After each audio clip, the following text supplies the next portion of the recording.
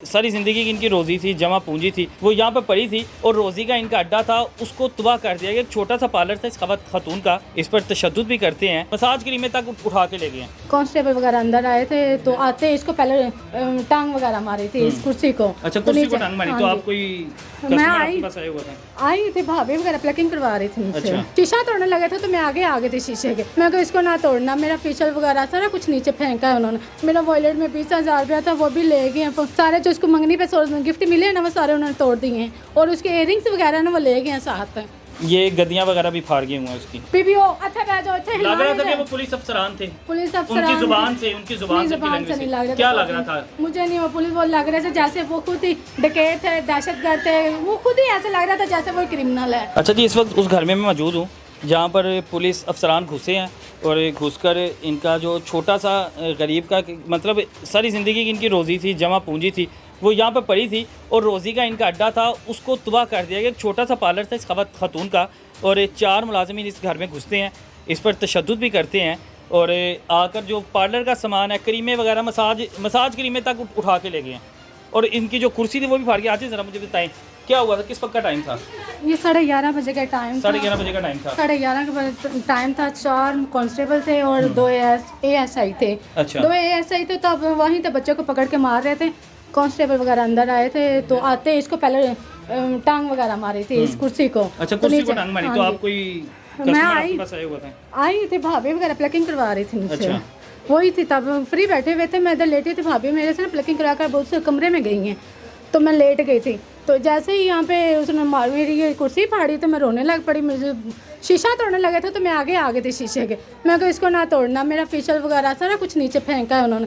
तोड़ फोड़ की है, ये डर्मा डॉक्टर का फेशियल है ये तोड़ा, स्किन पॉलिशर है वो तोड़ी है उन्होंने, मेरी कुर्सी फाड़ी है।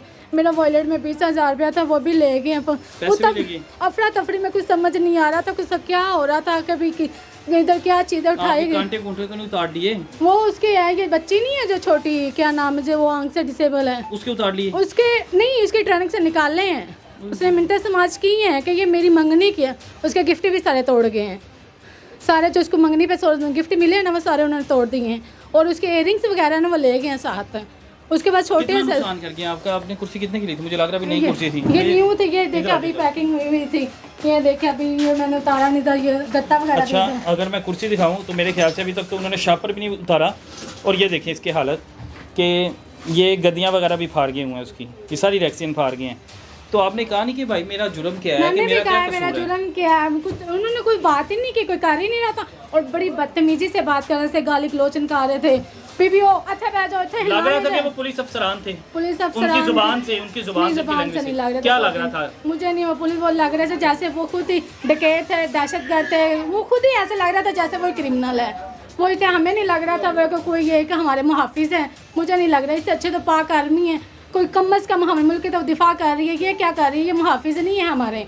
इन्होंने जो आप लोगों ने कमाया है जो वो ले गए हैं, वो भी ले गए हैं। मुझे यानी आप लोगों को चोट गेट की मतलब जरूरत ही नहीं है हमारे घरों में वो आने की या चोट गेट बनने की। देखिए सर, मेरा तो ये क्वेश्चन, इनोसेंट बंदा होता है, इनको ये खुद क्राइम करने पे मजबूर कर रहा है, खुद कर रहे हैं ये क्रिमिनल, हमें खुद बना रहे हैं। अगर ये हमारा जिस तरह नुकसान होता है अब हम क्या करेंगे? अब पूरे तो करने हैं पैसे, किसी पैसे तो करने हैं। अब यही तो ये हमें खुद क्रिमिनल बना रहे हैं, ख़त्म नहीं कर रहे हैं, ये क्राइम का बढ़ावा दे रहे हैं।